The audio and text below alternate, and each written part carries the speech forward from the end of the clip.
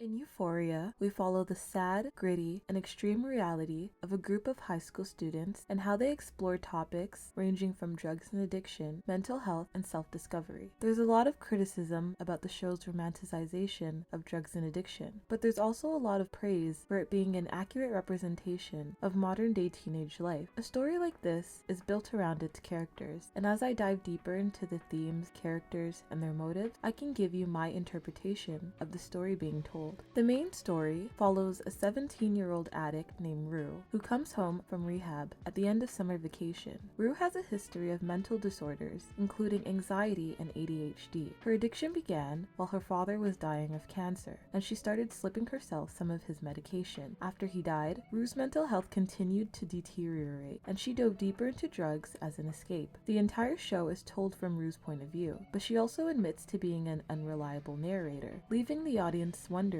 if what they're being told is actually the truth. The first thing Rue does when she gets back home is visit her good friend and drug dealer Fez, who tells her that he met this girl the other day who he thinks Rue would get along with. Even though he's disappointed about her continued drug use, he doesn't stop her from getting any more. As Rue heads back home, she runs into two football players from her school named Nate and Mckay, who are throwing an end of the summer party that night. Nate and Mckay have very similar upbringings. They're both under immense pressure from their fathers, but their differences lie in the way they handle their emotions. Mckay has a habit of internalizing his emotions, whereas Nate expresses himself through aggression and violence. This is shown as the two drive by a girl riding her bike. As Nate aggressively yells out the window and knocks her off the road, Mckay sits back silently and passively. As they drive off, it's revealed that this girl in question is Jules, and she is the girl Fez was talking about. Jules is a transgender girl who moved from the city to the suburbs after her parents divorced. When Jules was younger, her mother hospitalized her in an all-boys rehabilitation center where she attempted suicide. After being released, Jules remained in the custody of her father, where she was able to transition and explore her identity freely. Jules is invited to Nate and Mckay's party by her friend Kat, who she met at summer school. When Jules matches with a guy on a hookup app, she cancels on Kat and makes plans with her new fling. Kat is at her friend Maddie's house when she receives Jules' text. Maddie, who is depicted as the confident it girl of the group, is feeling deeply insecure after breaking up with her boyfriend Nate. Kat gives Maddie some advice on the best way to get over Nate, but the other girls scoff since Kat has never even been with another person before. Rue is high by the time she returns home. When her mother forces her to take an at-home drug test, she rushes over to her friend Lexi's. Once the two are reunited, Rue asks Lexi for help. Lexi is hesitant at first, but eventually agrees. When Rue heads inside the home, she's welcomed by Lexi's older sister Cassie and their mother, who tells Rue all about Cassie's new boyfriend Mckay. Rue's plan is a success when her test comes back negative, but she's heartbroken at how paranoid and afraid her family has become after her overdose. At the party, a group of guys surround Nate and Mckay as they ogle at Cassie's leaked photos, and even though Mckay is dating Cassie, he doesn't stick up for her. If anything, he becomes ashamed when Nate reprimands him for starting a relationship with her. Yet despite this, he still genuinely likes her. It's not long before the party starts, and Maddie is successful in her plan to make Nate jealous. In the meantime, Kat is having an uncomfortable conversation about her over-embellished sexual past. Jules meets up with her older mystery date at a motel across town, but leaves after finding out he's married with a family. With nowhere to go, she decides to crash the party, and immediately crosses paths with a very angry and drunk Nate. He sets his target on her as he backs her further into a corner, but in his act of intimidation, Jules decides to take it up a notch. This act of rebellion not only shows Nate that she isn't afraid of him, but it tells the audience that Jules had gone through something traumatic. Jules storms out of the party and bumps into Rue. The two instantly connect and head over to Jules's for a sleepover. It's sunrise by the time Nate gets home. As the camera pans away, the audience is shown Nate's family's portrait, revealing the secret double life of his father. The rest of the season follows these 7 teens and how the events of that day unfold catastrophically. Kat has a sexual awakening and begins humiliating men on the internet for money. At the same time, she forms a relationship with a new guy in school named Ethan. While building up her confidence, she finds satisfaction in shaming every guy who wouldn't have hooked up with her pre-transition self. She eventually learns that telling these men that they are inadequate isn't enough to make her happy. Considering she never expected anything in return for pleasing them, she never truly had the power she thought she had. In the end, when Ethan admits his feelings for her, she decides to give him a chance. Going into season 2, 2, Kat is learning how to let go of her old life while building a genuinely happy and healthy relationship with a guy who doesn't just want to sleep with her. Kat's character learns an important lesson in building confidence and self-acceptance, while also shining a new light on how plus-size characters are portrayed in media. Not only did Kat learn how to step out of the shadows, but Kat's character showed that plus-size characters can take on the role of the hot girl too. There's a point where Maddie calls Kat a bad friend because she's no longer willing to drop everything she's doing and run to Maddie's aid. And even though Maddie had a good reason for calling Kat decided to put her needs first. At the same time, it showed how her selfishness was prevailing. On one hand, Kat needed to be selfish in order to build her self-confidence, but it came at the cost of someone else. Kat's relationship with her online life also plays a huge role in her character's development. Online, Kat is a prominent fanfiction writer who receives a lot of praise for her risque and sexually explicit stories, but these stories widely contrast with who she is in reality. While creating these stories, Kat hides her true self behind a screen, and when a video of her losing her virginity spreads online, it was like her two worlds were colliding, and she sees the praise her body is receiving. She decides to finally embrace the part of her that she kept hiding away for so long. As a fanfiction writer with a growing fan base, Kat already has an audience that loves the character she created online, and as she transitions from fanfiction writer to cam girl, she gives that character a physical body. Kat grows past the fear of rejection that took root the moment she was dumped by her childhood boyfriend, but in doing so, she taught herself that satisfaction comes from the praise of other people. When her childhood boyfriend takes an interest to her as a teenager, she jumps at the chance to avenge her younger self, but when he tells her that he has no recollection of their previous relationship, Kat realizes that all her time and energy was being put into a one-sided pursuit. The very person who caused her insecurity never thought twice about her. All the men she wanted to shame still got what they wanted because she never expected them to please her in return. Even the humiliation kink she grew accustomed to giving her customers was for someone else's pleasure. When she gets a client who requests to see her in her raw and natural state, she understands that she isn't as dominant as she thinks. In the end, Kat learns how to become more selfish in her desire for control. Her selflessness in the beginning allowed her to put others' desires over her own. She wanted to appear cool to the guys at a party so that she could satisfy them. She was a constant earpiece for Maddie and Cassie, who never cared about what she was going through. Kat was so selfless that the moment she decided to embark on her own explorations, she was deemed selfish. However, this selfishness is what she needed for personal growth. Kat's motivations of control stem from her desire to be loved and adored. When she finds someone who reciprocates her passion without expecting something in return, Kat learned that she was never going to find the love and adoration she wanted until she learned how to be selfish. When Nate and Maddie get back together, Nate tracks down the guy at the party who he believes took advantage of his girlfriend. After breaking into the guy's house and beating him bloody, Nate threatens to ruin him if he tells the cops. This is one of the many hyper-masculine and violent instances where Nate displays his dominance. A more subtle way he does this is through his relationship with Maddie. With Maddie, Nate plays the role of the protector and provider, and even though he believes he's the one pulling the strings in the relationship, Maddie's the one who wields the real power in the beginning. Growing up, Maddie competed in pageants. When she was forced to quit, she lost all ambition to do anything in life. With Nate, she found a way to bring that passion for performance back to life by making herself into Nate's fantasy. Maddie understands the male gaze and how to wield it to her advantage. With Nate, she creates this hyper-feminine character that makes him feel like the man he wishes he was. In the famous carnival scene, Nate won't let Maddie be seen by his family because he thinks she's dressed inappropriately. In retaliation, Maddie knocks over their award-winning bowl of chili in front of the entire crowd. This event was a representation of the power dynamic within the relationship. Maddie's ability to embarrass Nate in front of the entire town not only displays her dominance, but it shows that she knows what to do to make him tick. At the same time, it displays Nate's quiet rage and how he uses his silence for deceit. He doesn't retaliate right then and there. He pulls her aside and retaliates where nobody can see him.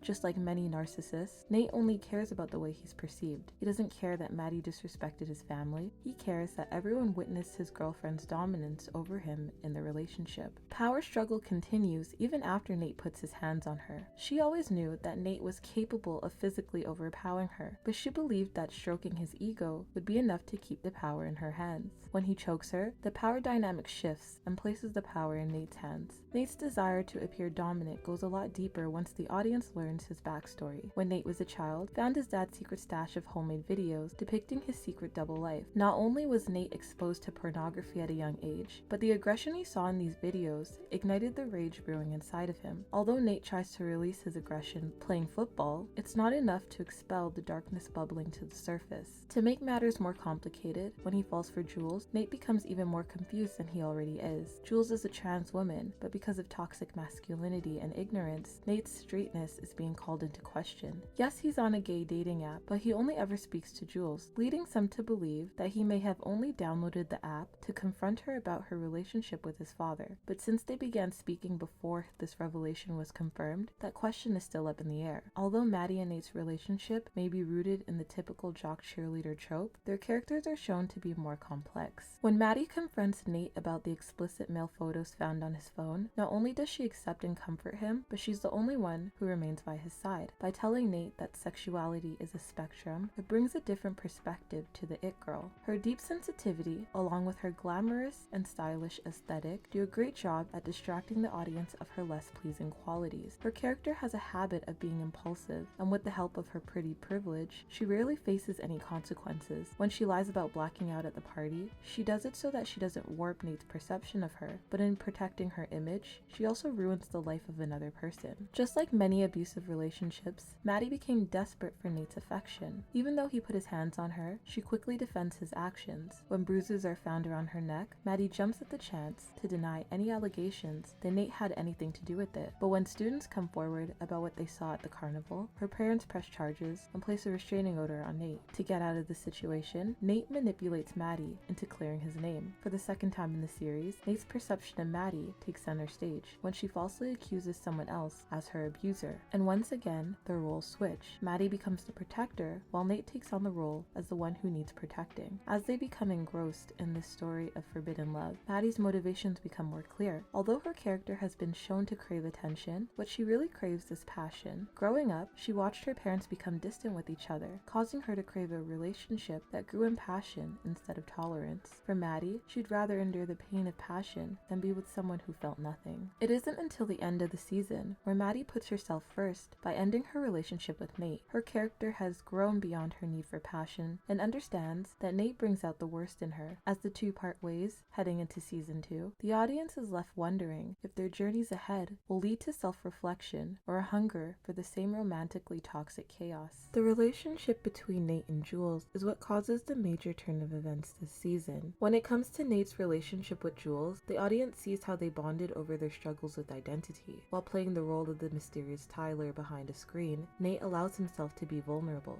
Since Jules also understands how it feels to hide away her true self, the two connect and bond over the familiar feeling of not being accepted in the worlds they live in. For Jules, she feels like she must portray this hyper-feminine persona in order to fit in. When Nate's true self is rejected by the one person he allowed to see the real him, he becomes defensive and wonders if being real is worth it if he won't be instantly accepted. Nate's father kept a part of him a secret, and with Jules' rejection, Nate feels like he needs to strategically hide his real self as well. Even though his dad doesn't show it, he taught his son how to be uncomfortable in his own skin. Because of this, when Nate does lose control, everyone else has to pay the price. Alternatively, Jules' discomfort with the body she was born in affected her mental health enough for her to self-harm. Although healing from her traumatic time, Jules was able to comfortably develop her individuality, whereas Nate was not. Both Jules and Nate feel stuck in the lives they live. With Jules, she feels stuck being around Rue because she understands how delicate Rue's sobriety is. With Nate, he feels stuck in the life his father wants him to lead. Both of them crave control over their lives, but vulnerability comes at a cost, and both characters are unsure if they're willing to pay the price.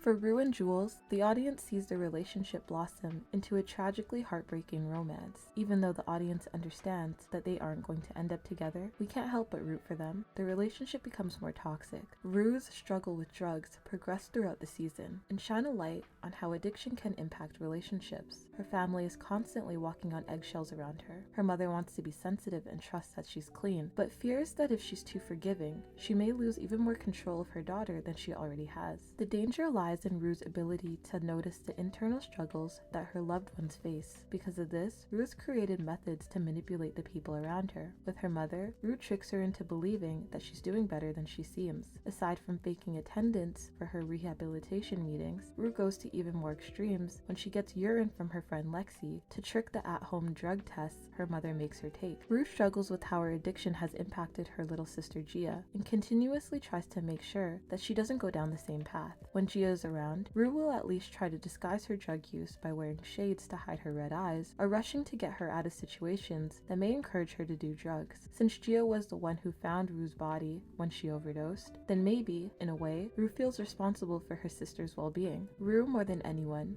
understands how trauma can lead to substance abuse. For Rue, maybe she believes that the trauma of having found her body may push Gia to use drugs for her own mental escape. Rue has a deep understanding of how her addiction affects her family, but because she knows they will always be there for her, she doesn't have any incentive to work towards getting sober. We quickly learn that she views her relationship with friends in a similar light as she views her family. Rue is constantly around passive people, and as an addict with a motivation of obtaining drugs, she understands that these are the perfect people to have around. This becomes more noticeable when she interacts with her two friends Fez and Lexi, who've watched her addiction grow and even enabled it in some ways. Fez is her drug dealer, who routinely supplies Rue with opioids. Lexi is a childhood friend who constantly helps Rue avoid getting caught by her mother. It isn't until Rue returns from rehab where they notice their contribution to Rue's downfall. However, just like her family, Rue knows they won't leave her and will continue to test their limits. For Rue, her sobriety depends on whether or not her and Jules are in a good place. When they fight, Rue relapses and loses all motivation to take care of herself. When they're good, Rue is healthy and determined to stay sober. Whereas Rue wants to remain stuck in the moment of clarity and sobriety, Jules loves exploration. And when Rue's sobriety is dependent on whether or not her and Rue are in a good place, Jules becomes distant. She loves Rue, but she didn't sign up to be Rue's guardian. Like all teenage girls, Jules wants to have fun and explore the world. When she meets Rue, it's like a breath of fresh air. Rue is so different from anybody else she'd ever met. Rue is intense, deep, kind, non-judgmental, and has an intensity that Jules can't help but be captivated by. However, this intensity comes with a darkness that reminds Jules of her own dark past. When her own mother hospitalized her, Jules had to come to the realization that just because someone is supposed to love you doesn't mean they actually will love you in a way you understand. Even though her mother had to hospitalize her for self-harming, the act of tricking her into the hospital caused Jules to develop trust issues. Through this, Jules developed attachment issues that caused her to run away when situations became too much to handle. When Rue places her sobriety on Jules, Jules runs to the city as an escape. At the end of the season, she tries to run away again, but this time, she wants to bring Rue with her. When Rue says she won't go, Jules leaves her behind anyway, causing a massive shift in their relationship, which results in Rue's relapse. On one hand, nobody should be responsible for another person's sobriety, but at the same time, this situation created more stress for an already sensitive topic. Jules is aware of Rue's fragility, yet she still places immense pressure on Rue when asking her to choose between coming with her and leaving her family behind. Alternatively, Rue is led by her addiction, and when addiction takes over, it changes people. Rue has no intentions of staying sober, and when Jules says she can't be Rue's friend if Rue continues to abuse drugs, Rue teaches herself that she needs to get better for Jules, instead of having to get better for herself. Just like drugs, Jules becomes her new high.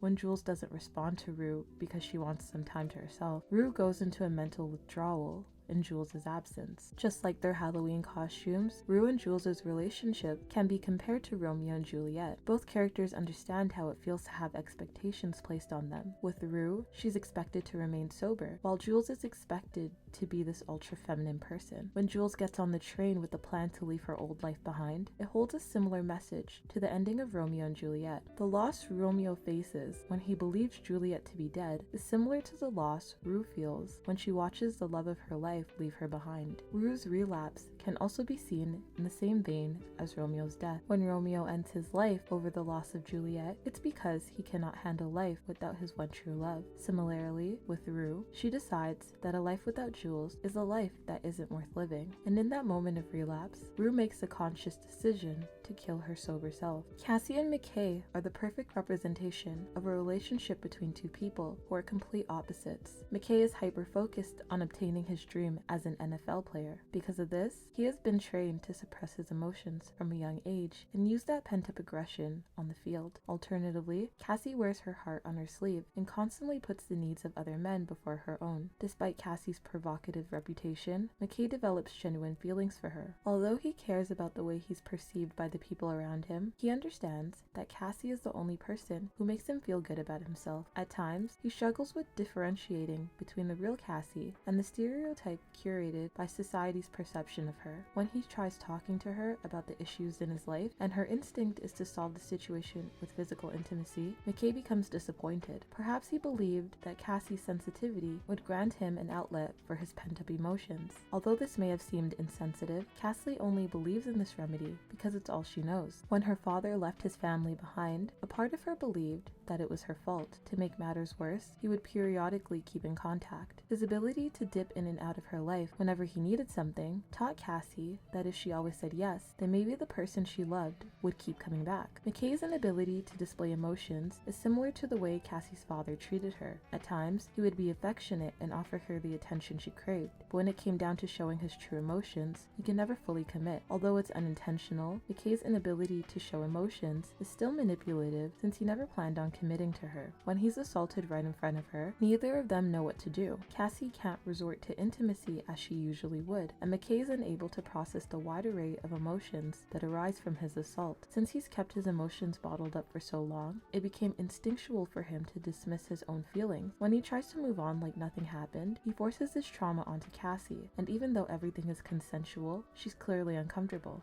But because she's used to placing men's feelings before her own, Cassie believes that the short moment of discomfort is worth making the situation easier for the man involved. This traumatic ordeal is rarely discussed in the show. Instead of focusing on how Mckay's assault affected him, the show chose to focus on how it affected Cassie. The statistics for reported sexual assaults is low for women. For men, it's even lower. A black man being assaulted by a group of white men is a serious topic with deep historical roots, and it's strange that the show doesn't address it. Alternatively, maybe this is a part of Mckay's character. If his character is supposed to suppress his emotions, then maybe this is exactly how his character would have reacted. For Cassie, it was instinctual for her to solve her own issues by seeking physical intimacy with another person. When a boy named Daniel expresses his interest in her, Cassie allows herself to escape for a brief moment. When Daniel tries to push the relationship forward, she declines him. But because of her reputation, Daniel feels entitled to her. When he tries to break her down by flexing her insecurities, Cassie ignores him. But deep down, she wonders if what he's saying is actually right. She's already deeply insecure, and with Daniel's words, Cassie can't help but believe that he may be telling the truth. In the end, Mckay has become this mold of expectations, and the only person who can see the real him doesn't fit into the life he's being forced to portray. When Cassie gets pregnant, Mckay's displeasure over her pregnancy is more than enough to convince her that this baby isn't what either of them needs. Perhaps it also made her reflect on her own life. Her and Mckay are not ready to be parents. Had she had the child, it would have grown up in a world where both parents didn't feel ready for the baby's existence. Perhaps this could have led to other complications down the line, and with their current issues, the last thing either of them would have wanted was for their child to grow up in a world where they weren't loved unconditionally by both parents. In an interview with The Hollywood Reporter, Sydney Sweeney, who plays Cassie, discusses Cassie's pregnancy. In that moment, there's a thought and a realization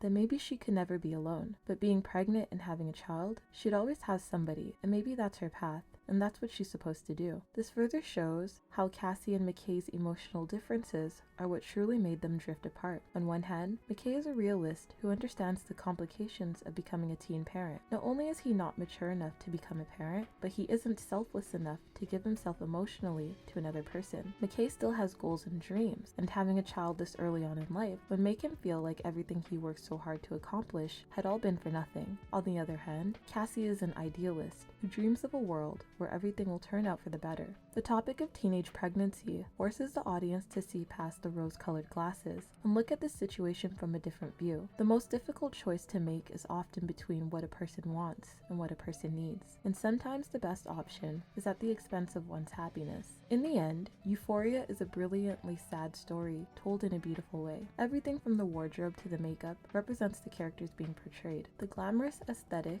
is done to make the show look beautiful to its viewers, but it also plays into the idea that the grass is always greener on the other side. When Rue is high, or when Maddie and Nate are in a good place, the world looks beautiful. But when things are bad, all the glamour goes away, and the audience is given a realistic glance into the morbid and heartbreaking reality that many teens face. When Rue relapses, or when Cassie chooses to proceed with her abortion, we're shown that there aren't always happy endings. Every action has a consequence, and sometimes things don't turn out the way you want them to, but sometimes they do, and those are the moments worth living for.